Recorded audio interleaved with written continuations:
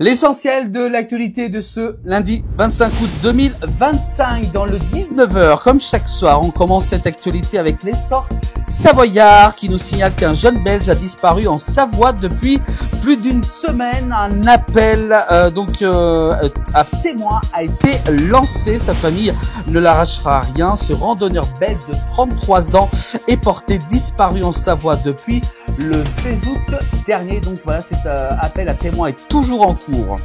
On continue l'actualité avec l'essor savoyard âgé de 63 ans. Le papy qui avait déjà été condamné pour exhibition sexuelle était addict au site pornographique. Ce papy condamné pour agression sexuelle sur sa petite fille de 7 ans. Il est donc un récidiviste justement par rapport à de précédentes condamnations. On continue l'actualité avec, on parle de médecins, de kinés ou encore d'infirmiers. Une nouvelle maison de santé va voir le jour du côté de la Haute-Savoie. Ça sera justement sur les bords du lac d'Annecy. Après avoir eu un feu vert en juillet dernier, le chantier de la future maison de santé de Saint-Joriot va pouvoir démarrer à l'automne prochain. Elle rassemblera donc des professionnels de la rive ouest du lac d'Annecy, mais aussi de nouveaux spécialistes vont donc s'installer prochainement dans cette maison de santé. On parle de sport. Le top départ de la semaine de l'Ultra Trail du Mont Blanc est donné en ce lundi 28 août. Justement, sur quelle chaîne et à quelle heure regarder ces courses en direct. Justement, l'essor savoyard vous dit tout. Vous pouvez donc suivre justement cette UTMB sur la chaîne 21, l'équipe exactement.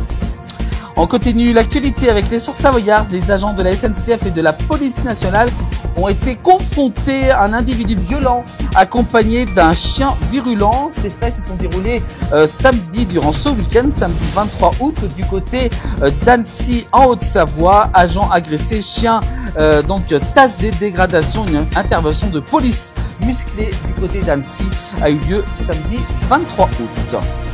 On continue l'actualité, on en parle très souvent de ce sujet avec la place du village. Mais pourquoi les vaches portent-elles des cloches autour du cou? Justement, un habitant de Haute-Savoie a récemment demandé à un agriculteur d'enlever ses cloches autour du cou de sa vache car il était agacé et gêné par le bruit. On en parle très souvent. Je pense que le propriétaire a dû être mal reçu par les agriculteurs. On en parle très souvent, donc justement sur ces habitants qui sont agacés par le bruit des cloches. On continue l'actualité avec deux drames en 2 jours dans le massif du Mont Blanc. 2 alpinistes ont trouvé la mort dans ce massif du Mont Blanc durant ce week-end du 23 août. On sait que la montagne est instable, donc grande prudence si vous souhaitez randonner ou même des professionnels des fois. Donc soyez vraiment très prudents en montagne car la montagne est vraiment très instable en cette période.